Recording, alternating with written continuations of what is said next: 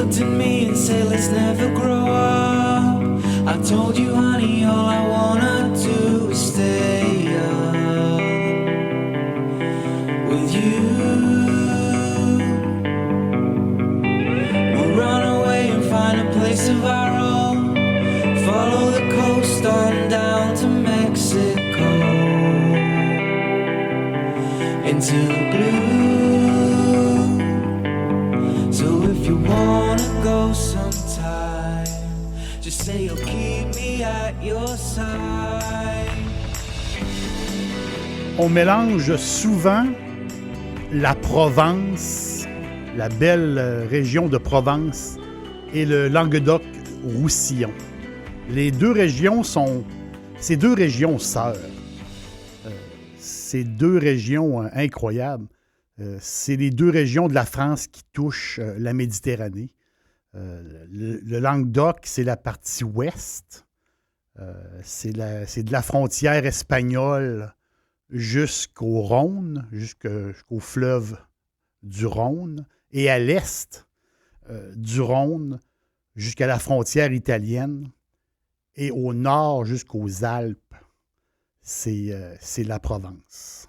C'est de ça aujourd'hui que je veux vous parler. La Provence, c'est un peu plus de 5 millions de Provençaux. C'est comme ça qu'on les appelle. Et le chef-lieu, c'est la grande ville de Marseille. La magnifique Marseille.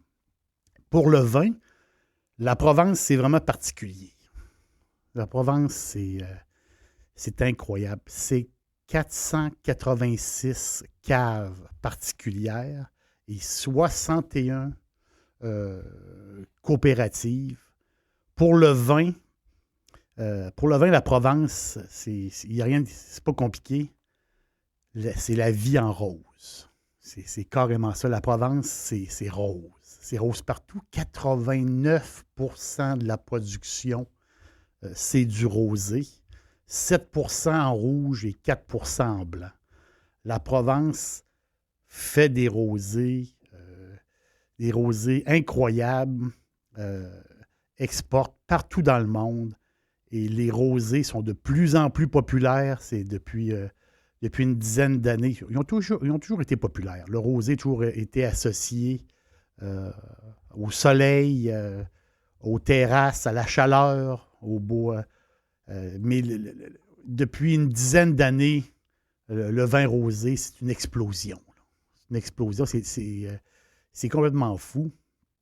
Et j'ai un dernier chiffre pour vous. 5% de tous les vins rosés produits dans le monde viennent de 3 appellations.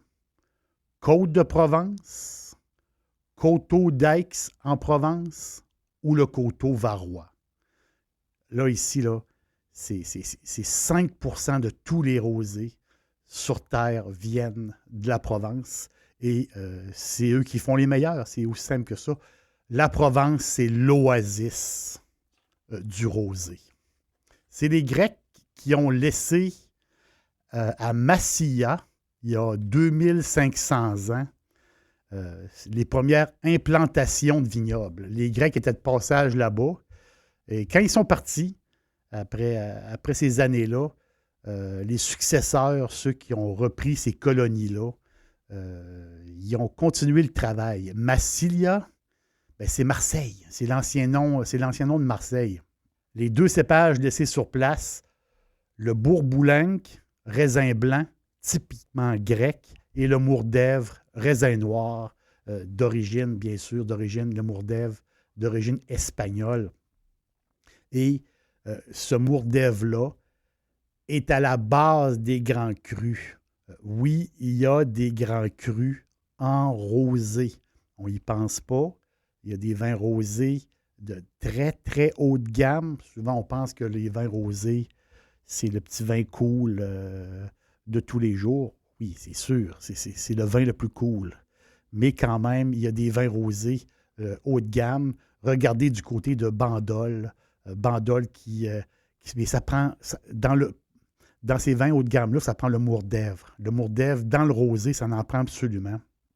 Parce que ces rosés-là vont pouvoir vieillir C'est pas si long que ça, mais ils peuvent faire du 3 ans, 4 ans ou 5 ans. Donc, ça prend du mourdèvre pour que le rosé vieillisse un peu plus.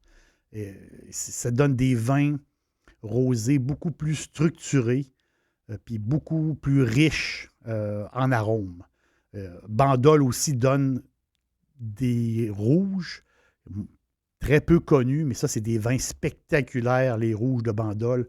Puis le potentiel de garde, vu qu'ils possèdent du mourdèvre, le potentiel de garde peut aller de plus de 20 ans. Mais moi, j'aime ça regarder du côté un peu moins cher, un peu moins dispendieux. Un rosé que j'aime beaucoup, des coteaux varois, c'est le Riviera Bistro. À vrai dire, c'est une recommandation de mon amoureuse à vous. Ma femme adore ce rosé. 50% Syrah, 50% Grenache.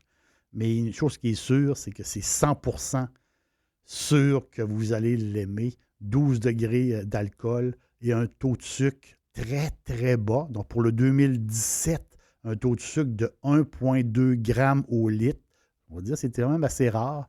C'est le domaine Cantarelle, juste au nord de Toulon, la belle ville de Toulon, donc le domaine Cantarelle, qui fait ce vin-là, le Riviera Bistro et d'autres. C'est une mademoiselle Élodie Dieudonné qui a pris la relève de son père. Donc, vraiment, elle fait un travail extraordinaire dans ce domaine-là, le domaine Cantarelle. Mais quel beau pays, la Provence. Quel beau pays.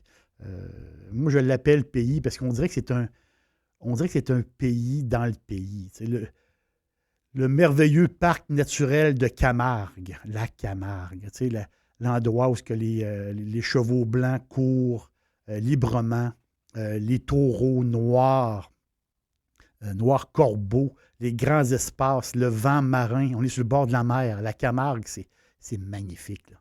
La Camargue, c'est l'or blanc. L'or blanc, la fleur de sel, le sel de Camargue.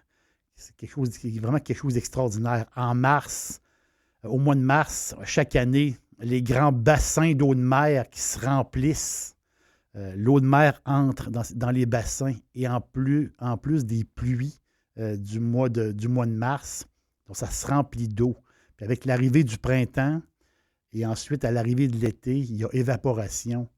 Et là, il y a une cristallisation qui se fait doucement. Et en septembre, c'est la récolte du sel.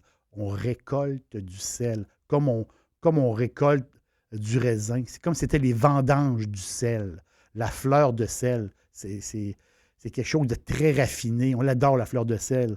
On s'en sert à la maison. Mais quelque chose de différent. C'est pas un sel normal. C'est plein d'oligo-éléments, plein de magnésium. C'est tellement bon. La fleur de sel, on ne peut pas avoir plus provençal que ça. En Provence, il y a Vaison-la-Romaine. Vaison-la-Romaine, qui est un des plus beaux villages de France. Il y a du monde qui ils vont en France pour la première fois, ils veulent aller à Vaison-la-Romaine. C'est tellement beau. Le petit village de Cassis, qui est sur le bord, un petit port très, très coloré. Autour, il y a plein de belles villas. Il y a du monde qui ont pas mal de sous qui restent dans ce coin-là. Cassis, c'est parfait. On peut parler d'Avignon, on peut parler de Arles. C'est ça, la Provence. Les montagnes calcaires de Saint-Victoire. Saint-Victoire, c'est la place où les randonneurs du monde entier veulent aller faire de la trail. Là. Il y a plein de passages dans ce coin-là. Il y a des kilomètres de trail extraordinaires à faire. Les grimpeurs se rendent jusqu'en haut, c'est 1000 mètres en haut pour voir un paysage spectaculaire à Saint-Victoire. C'est le paradis provençal. C'est aussi les champs de lavande à perte de vue. La Provence, c'est les forêts de pins, c'est les oliveraies, c'est la douceur de vivre. C'est le paradis. Puis ce paradis-là, il comprend aussi, puis ça, tout le monde connaît, ça comprend la Côte d'Azur. Imaginez, là, on n'est pas encore arrivé en Côte d'Azur. Et là, la Côte d'Azur, ces stations balnéaires, c'est vraiment la totale, la Provence. c'est carrément un paradis sur Terre. Stay young with you. Le sud de la France, c'est vraiment, faut passer par là un jour, c'est sûr. Mais on peut le faire chez nous aussi. Ça prend du soleil, ça prend des gens qu'on aime, ça prend une table avec un parasol, ça nous prend une bouteille de Riviera Bistro, et là, on a la Provence chez soi. L'aubergiste vous dit merci et à la prochaine.